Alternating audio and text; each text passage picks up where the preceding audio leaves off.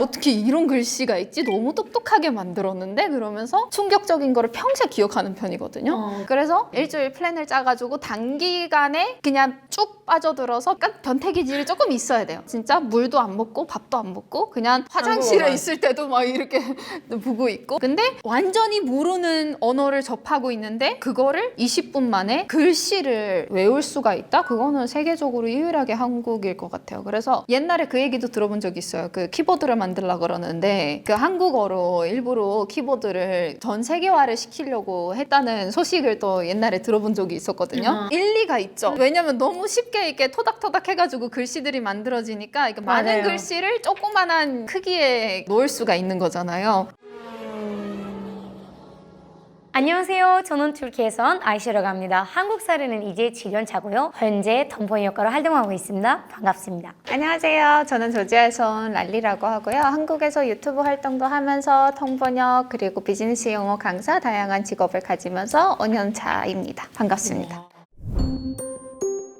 제가 랄리님에 대해서 좀 궁금한 것들이 되게 많거든요. 일본 애니메이션을 너무 많이 좋아하신다고 들었는데 맞아요. 그러면 먼저 일본어에 대한 관심이 생겼는지 아니면 한국어에 관심이 생겼는지 이거 좀 궁금해가지고 어떻게 됐어요 혹시? 이게 사실 일본이 첫 번째가 맞았던 게 나루토를 거의 4살 때부터 봤던 걸로 기억하거든요. 와우. 그래서 일본 애니를 볼만한 거를 다 봤거든요. 그래서 어릴 때부터 너무 많이 보다 보니까 어쩔 수 없이 일본을 먼저 접하게 되잖아요. 그럼 일본어도 배우셨나요 혹시? 따로는 배운 적이 없는데 그것도 약간 독학으로 대신 읽고 쓰기는 지금도 배울 가치가 따로 안 느껴져서 말하기 듣기는 다 되는데 그럼 한국어가 어떻게 한국어를 어떻게 접하게 되셨어요? 그 한국어랑 일본어랑 조금 달랐던 게 그러니까 일본 애니를 좋아하는데 저 한국을 예능 프로를 배웠다고 그랬잖아요. 네. 처음에. 근데 그 한국을 알게 된 계기가 그게 아니라 한참 전이었어요. 제가 어릴 때 우리 담임쌤이 역사 선생님이셨는데 그분이 저를 붙잡고서 제가 일본 애니메이션을 너무 좋아하니까 나보고 근데 너는 저지아 사람으로서 한국이 훨씬 더 맞다. 이 한국이라는 나라가 훨씬 맞다. 그러면서 그래서 뭔 소리를 하는 거야. 약간 꼰대처럼 느껴지잖아요. 사실 나 이런 거 좋아하는데 왜 하지 말라는 거야. 이렇게 되잖아요. 그래서 왜요? 그랬더니 역사상 한국이랑 비슷한 점들이 조금 많대요. 조지아가. 어떤? 예를 들어 일제 시절 때 한국이 당했던 것들이 있잖아요. 네. 그런 거를 조지아가 러시아한테 거의 똑같이 당했어요. 그래서 우리 사람들이 끌려가서 신체 실험 같은 것도 많이 당하고 아픈 역사들이 너무너무 많은 거예요. 근데 그것뿐만 아니라 조지아가 거의 이 세상에 생겼을 때부터 계속 전쟁의 역사. 저번에도 얘기했죠. 터키랑도 했지, 맞아요. 러시아랑도 했지. 주변 국가들은 다 했고 사실 이게 흑해 싸움이잖아요. 흑해라는 이 지역이 탐나고 코카소스라는 이 지역이 탐났기 때문에 정말 수많은 나라에서 많이 쳐들어왔고 유럽과 아시아에 겹치는 지점에 있는 거잖아요. 그래서 유럽을 또 접하기 위한 최종 경로였단 말이에요. 그러면 그때 당연히 아시아권 나라에서도 몽골도 쳐들어왔었지. 심지어 이란이나 페르시아 같은 경우에는 왕이 바뀌면 무조건 조지아를 쳐들어가야 된다는 그런 인식까지 있었대요. 그래서 수많은 전쟁의 역사 속에 계속 끊임없이 살아남으려고 발버둥치는 거잖아요. 근데 그런 부분들이 약간 한국이랑 굉장히 비슷했다. 그래서 한국도 굉장히 탐나는 위치에 있는 거잖아요. 어떻게 보면 특히 일본 같은 경우에는 일본은 또 섬나라이기 때문에 한국을 탐날 수밖에 없는 건데 그래서 어떻게 보면은 역사 선생님이 얘기했던 거는 역사로 봤을 때는 전쟁 역사가 비슷하니 전쟁 역사가 비슷한 나라끼리 비슷한 문화라든지 비슷한 생각을 갖는 경우가 많다. 그래서 일본은 오히려 역사 속에서 봤을 때는 되게 나쁜 놈이야 이러면서 그러니까 그래서 일본이라는 나라를 사실 몰랐죠. 만화를 좋아하고 뭐 음악을 좋아할 수는 있지만 근데 했던 짓들은 없어지진 않잖아요. 그래서 역사적으로 봤을 때는 너무나도 나쁜 짓들을 많이 했는데 그런 나라를 좋아하지 마라 약간 요거였죠. 차라리 좋아할 거면 우리와 비슷한 당하는 입장에 있었던 한국을 좋아해라. 그래서 그때 살짝 알아봤었는데 한국 역사를 접했거든요. 근데 한국이 되게 비슷한 면도 많고 좀 아픈 역사가 많구나 그러면서 이제 마음이 좀 갔죠. 근데 그때 당시에는 한국이 약간 재밌는 걸로 봤을 때는 약간 내세울 게 없었던 그런 시절이라 완전 아기 때 얘기고 그래서 그냥 잊고 있었다가 갑자기 일본 만화를 보는 웹사이트에 일본 애니도 있고 일본 예능 프로도 있고 그러는데 일본 예능 프로를 찾다가 하다가 보셨는지 혹시 모르겠지만 약간 개그 코드가 조금 달라요. 네. 저랑은 안 맞는 거예요. 제 스타일도 네. 아니에요. 개인적으로 말하자면. 그래서 나 이게 왜 웃긴지는 모르겠다. 그러면서 차라리 그냥 애니를 보는 게 훨씬 낫겠다. 근데 실질적인 거를 뭔가를 보고 싶은 거예요. 그래서 보는데 러닝맨 이런 무더 이런 거 있는 거예요. 그래서 일본 거인 줄 알았거든요. 틀었는데 일본어가 아닌 거예요. 뭐지? 그래도 한번 보자 하고 봤는데 너무 재밌어가지고 거기서 이제 쭉 빠져서 유느님한테도 사랑에 빠지고 또 이렇게 쭉 이렇게 가게 된 케이스인데 어떻게 보면 의사 선생님이 그렇게 말씀하셔가지고 관심을 가졌다가 이제 나중에 예능 프로를 접해서 한국어를 배우게 된 거죠. 그러면 약간 한국어 예능을 보다가 이거 일본어 아니다 싶으셨잖아요. 뭐가 달랐어요? 처음 느낄 때 약간 어떤 식으로 느껴졌어요? 이건 일본어 아닌데 근데 어떤 나라인지는 몰랐어요. 그러니까 이게 태국어인지 중국어인지 중국어처럼만 안 들리는데 언어 자체가 너무 부드럽고 이쁜 거예요. 그래서 어디 나라지? 이러면서 이제 검색을 하게 됐는데 한국이야? 그러면서 반가웠던. 그러면 들을 때 제일 큰 차이가 무엇에서 느껴졌어요? 약간 억양이라든지 톤이라든지 발음이라든지 일본어랑 비교했을 때만 물어보는 거예요. 발음도 많이 다른데 리액션들이 특히 많이 달라요. 일본이랑 약간 일본은 막 이러면서 너무 과도한 리액션들이 많았을 때 한국이 좀 더 자연스럽고 약간 일상에서 볼 수 있는 그런 모습들. 그래서 조금 더 정이 많이 가는 것 같아요. 약간 일본은 너무 짜고 치는 느낌이 난다면 한국이 자연스럽게 이게 돼서 그래서 예능을 더 좋아하게 되는 것 같아요. 예능 프로에서 약간 너무 짜고 치는 이런 느낌이 안 나서. 그러면 한글을 내가 들었을 때 20분 안에 습득을 하셨고 그리고 한국어를 일주일 정도 걸렸다가 파악하는 거 어떻게 이렇게 빠를 수가 있는지. 제가 이걸 제가 했어요 이런 건 없어요. 왜냐면은 제가 이걸 한 이유가 이제 한글을 배우겠다고 검색을 했는데 어떤 사람이 그림으로 그린 게 있었어요. 한글을 15분 만에 배우기인가 뭐 30분 만에 배우기인가 정확히 기억이 안 나는데 되게 빠르게 배우는 일러스트로 이렇게 만들었더라고요. 그래서 말도 안 돼 이게 그렇게 된다고? 완전 다른 언어인데? 그러면서 봤는데 이 사람이 얘기했던 거는 한글을 글씨로 보면 안 된다. 우리 입장에서는 글씨로 보이는 거잖아요. 이렇게 다 하나하나의 글씨로 느껴져서 이게 중국어처럼 보인단 말이에요. 외국인들은. 그래서 그럼 한자처럼 너무 많이 배워야 되는 거 아니야? 이렇게 돼서 처음부터 포기하는 경우가 많아요. 근데 그 사람이 얘기하는 건 그렇게 생각하면 안 되고 5가지만 기억하면은 그걸로 모든 글씨를 만들 수가 있다. 그래서 뭐지? 너무 신박한데? 그러면서 봤는데 요게 이 동그라미 그리고 요런 모양 그거 없어요. 막대, 마이너스 이런 거 5가지밖에 없는 거예요. 그래서 이거를 요거랑 합치면 뭐가 된다 이러면서 이 각각의 역할만 배우면 된다고 하더라고요. 그래서 너무 좋은데요? 이러면서 우리가 예를 들어 이제 유럽권 나라에서 라틴어를 쓰잖아요. 네, 물론. 근데 라틴어를 쓰는 나라에서 다른 라틴어 기반 글자를 보면 금방 배우잖아요. 맞아요, 성인 맞아요, 입장에서 맞아요. 봤을 때. 당연하죠. 그러니까 어린 시절 때는 학교에 들어가가지고 뭐 하나를 한참 동안 배우는데 성인이 봤을 때는 예를 들어 독일어를 배우는데 독일어 알파벳을 봤을 때만 5개, 막 6개밖에 안 틀리잖아요. 그 틀린 부분만 5분 만에 외우면 되는 맞아요. 건데 그거랑 비슷한 거예요, 한국어가. 그 5가지만 쭉 이해를 하면은 어느 정도 거기서 이제 기반이 돼가지고 그냥 이렇게 하면 이렇게 되는 거구나. 그리고 저도 충격적인 거를 잘 기억해요. 근데 그때가 너무 충격이었어요. 어떻게 이런 글씨가 있지? 너무 똑똑하게 만들었는데 그러면서 충격적인 거를 평생 기억하는 편이거든요. 그래서 일주일 플랜을 짜가지고 단기간에 그냥 쭉 빠져들어서 약간 변태기질이 조금 있어야 돼요. 진짜 물도 안 먹고 밥도 안 먹고 그냥 화장실에 한국어만. 있을 때도 막 이렇게 보고 있고 그리고 혼자서 많이 중얼거리고 그때 뭔가 약간 그 신이 들린다고 하잖아요. 신 들린 것처럼. 그래서 나도 정확히는 그러니까 신 들린 것처럼 행동해가지고 정확히는 기억이 안 나는데 여기저기서 막 포스트잇을 막 여기저기 붙이면서 막 변기 뭐 우리 엄마가 냉장고를 열었는데 소리 지르더라고요. 그래서 냉장고 안에 그걸 안에 포스트잇이 있는 있어요. 거를 싹 다 붙여놨어. 그래가지고 엄마가 아니 이걸 손도 못 대겠는데 이걸 어떻게 하라는 거야. 그래서 엄마 그거 손 대면 안 돼. 그거 내가 열 때마다 불러가 그러는 거야. 그래서 밥을 어떻게 만들려고 그래. 그래서 모든 거를 다 집에 있는 거를 그냥 싹 다 일단 눈에 보이는 거. 그래서 2주 동안 그거를 아예 안 뗐어요. 일단 한글이 대표적으로 너무 쉬웠는데 맞아요. 저도 그렇게 생각해요. 저는 진짜 아까도 얘기했지만 라틴어 기반이라든지 뭐 키릴리차 기반이라든지 이미 우리가 알고 있는 뭐 러시아어를 할 줄 알면은 구소련 웬만한 러시아어를 쓰는 나라에서 충분히 그 언어는 다를 수는 있겠지만 같은 글씨를 쓰잖아요. 몇 개만 다르고 그거는 5분이면 돼요. 우리 같은 경우에는. 근데 완전히 모르는 언어를 접하고 있는데 그거를 20분 만에 글씨를 외울 수가 있다? 그거는 세계적으로 유일하게 한국일 것 같아요. 그래서 옛날에 그 얘기도 들어본 적이 있어요. 그 키보드를 만들려고 그러는데 그 한국어로 일부러 키보드를 전 세계화를 시키려고 했다는 소식을 또 옛날에 들어본 적이 있었거든요. 일리가 있죠. 왜냐면 너무 쉽게 이렇게 토닥토닥 해가지고 글씨들이 만들어지니까 이렇게 많은 맞아요. 글씨를 조그만한 크기에 놓을 수가 있는 거잖아요. 그래서 그런 거 보면 세종대왕님이 너무 대단하시다. 맞아요. 그건 진짜 우리 다 세종대왕님 아니었었으면 우리가 여기 있지 않지 않았었을까요? 나는 절대 한자어를 뭐 외워요. 미안한데 저도 인디어도 배우려고 했고 알파벳을 배우려고 했고요. 그리고 대국어도 다른 언어도 몇 가지 진짜 중국어를 맨 처음에 시도했어요. 근데 이건 아니겠다 싶었고 이거 한국어를 알게 된 순간은 이거지 했어요.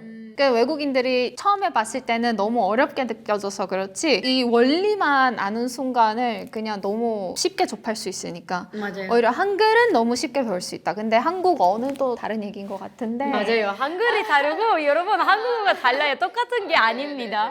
이것도 좀 신기하잖아요. 왜냐면 원래 튀르키예 말은 튀르키예 글자랑 튀르키예가 달라라고 말하면 사람들은 뭔 소리냐고 할걸요. 근데 한글이랑 한국어가 진짜 완전 다른 개념이고요. 한국어 난이도가 얼마라고 생각하세요? 약간 10점 만점에서 따져볼 때 한글 말고 어떻게 생각하세요? 조지아어가 10점이라고 하면은 한국어가 한 8점? 이게 헝가리어가 진짜 어려운 걸로 유명하거든요. 문법 자체가. 근데 한국어는 문법이 어렵진 않아요. 문법은 쉬운데 문제는 너무 다양한 표현들이 있어서 그것 때문에 힘든 거예요. 그리고 아직까지도 한자도 많이 쓰죠. 그리고 그 사자성어 같은 것도 많이 쓰고 그래서 한자 사자성어는 아직도 저도 배울 게 아직 많아요. 저도 난이도가 한국어는 한 7, 8 정도라고 생각하는데 저는 개인적으로 그게 어려운 것 같아요. 영어로 우리가 말할 때 예를 들자면 She's beautiful, she's a beautiful lady 이 현용명사 같은 경우에는 안 바뀌잖아요. beautiful 많아봤자 이거는 beautifully라고 할 때만 좀 다르잖아요. 근데 한국어는 다 달라요. 예를 들자면 비싼 차가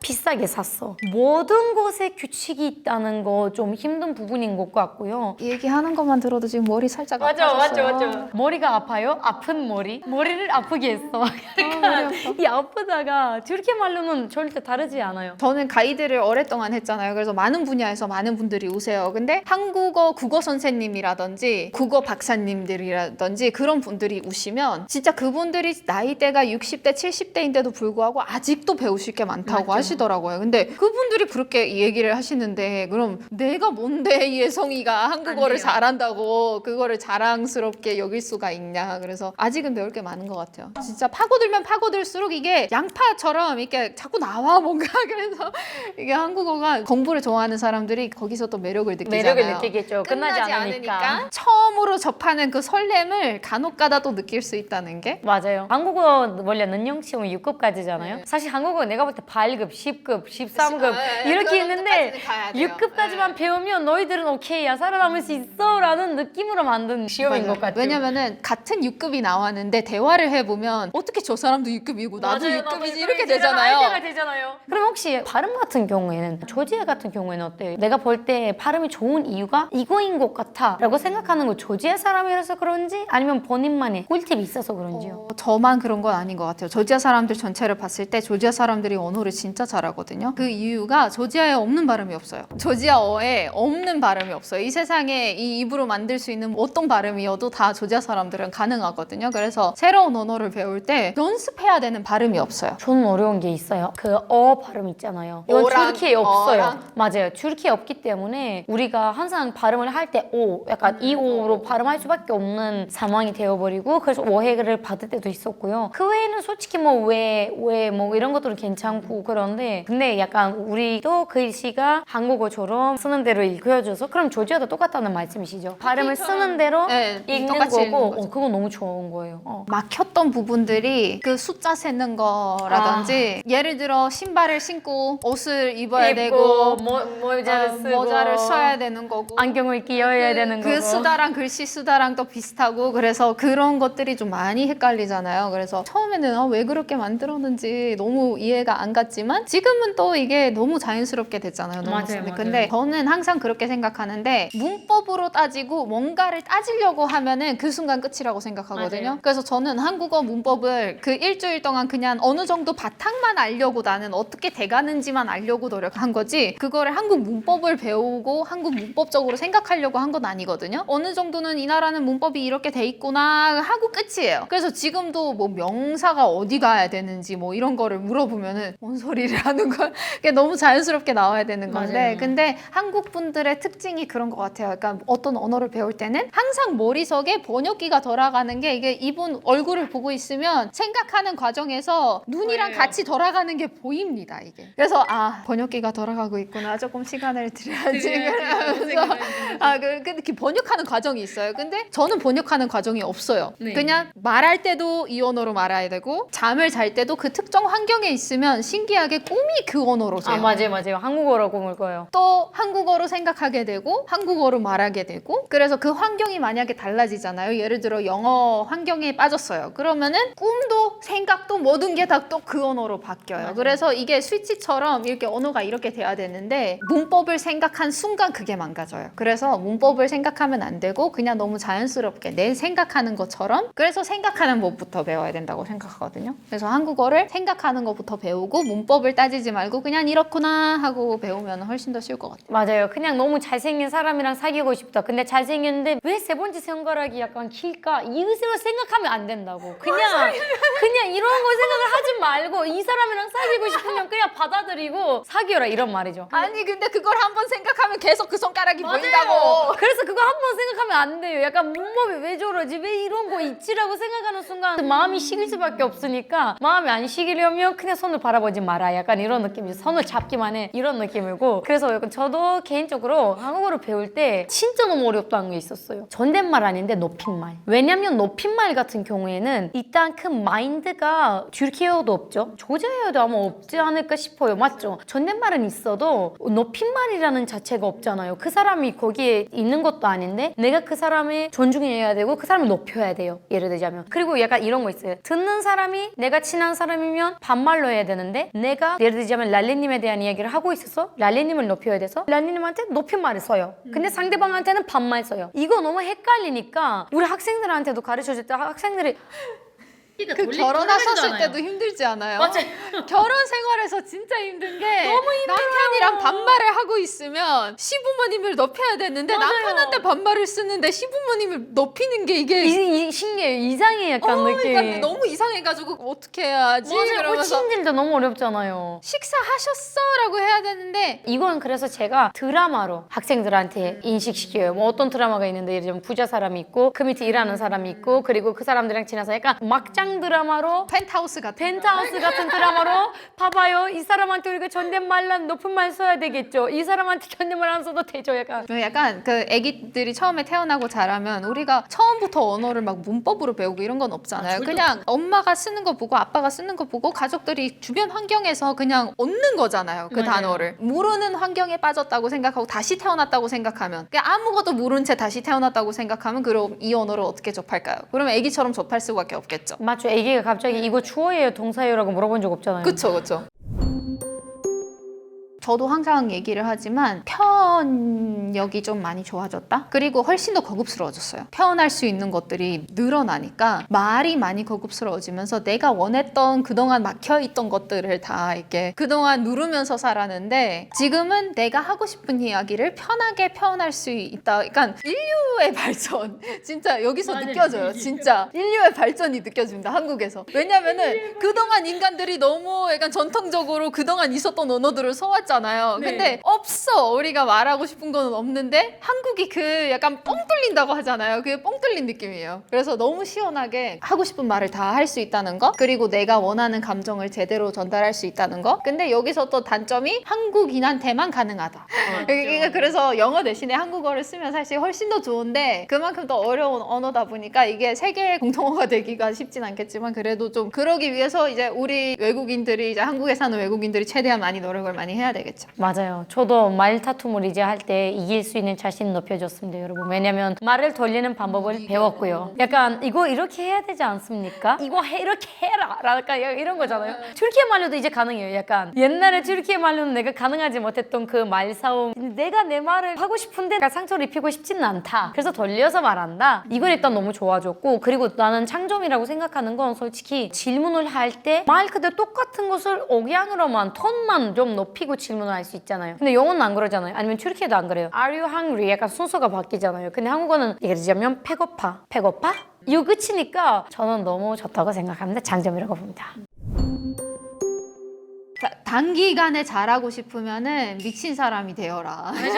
신들린 것처럼 변태처럼 그냥 이것만 바라보고, 이게 환경이 진짜 중요하다고 하잖아요. 근데 이거를 이제 몰입형 배우는 방식이라고 하잖아요. 흔히 말하자면 많은 사람들이 또 몰입형식으로 좀 배우려고 하는데, 이 이유가 내가 이 수업 시간에 한국어를 하는 것뿐만 아니라 이렇게 모든 것들을 내 주변 환경, 주변 말하는 사람들, 듣는 것들 전부 다 한국어로 바꿔요. 그러면은 내가 하루 종일 어쩔 수 없이 한국에 빠져 있을 수밖에 없잖아요. 맞아요. 한국 상황에서. 그래서 그 모든 것들이 아무리 외국에 계셔도, 외국에 있어도 충분히 그게 가능한 게, 저 같은 경우에는 백색 소음으로도 밤에 한국 유튜브 이런 거 뭐 방송 틀어놓고 자요. 그러면은 계속 내가 모르는 사이에도 한국어가 들려요, 귀에. 그래서 백색 소음이 너무 중요하고, 제 친구들 중에서 심지어 영어를 너무 못했었는데 제가 백색 소음을 한번 해봐 그랬더니 영어로 된 책이라든지 오디오북 같은 거를 밤새 틀어놓고 자는 애가 있었거든요. 몇 개월 만에 조금씩 약간 표현이 좀 괜찮아졌더라고요. 그래서 너 요즘 뭐 해?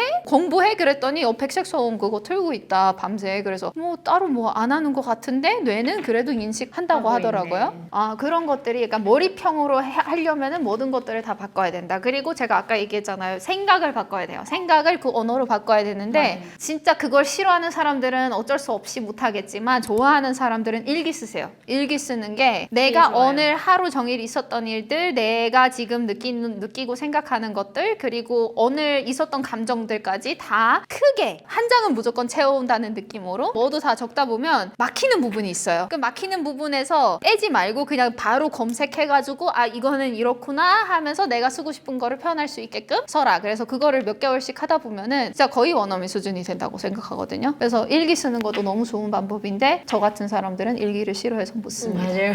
그래서 대신 뭐 했냐? 쪽지를 붙였다, 여기저기. 그리고 완전 진짜 맞아. 중요한 게, 사람마다 인간이 원래 다 자기한테 맞는 방법이 있어요. 저는 어릴 때부터 공부를 좋아했기 때문에 나는 나한테 맞는 완벽한 방법을 이미 알고 있었어요. 그러니까 나는 이렇게 배워야지 나한테는 잘 되는 거구나, 이렇게 생각을 하고 있는데, 많은 분들이 그걸 몰라요. 학교에서만 배우고 학교에서만 접하다 보니까 그게 맞다고 생각하겠지만 사실상 아니에요. 그러니까 원숭이랑 물고기를 데리고 똑같이 나무에 올라가라고 하면 물고기가 나무에 이상하죠. 올라갈 수 있겠어요? 그러니까 맞아요. 물고기한테 맞는 방법이 있는 건데, 자기한테 맞는 방법 먼저 연구를 해가지고 그거에 맞게끔 공부하는 것도 진짜 중요하다고 생각합니다.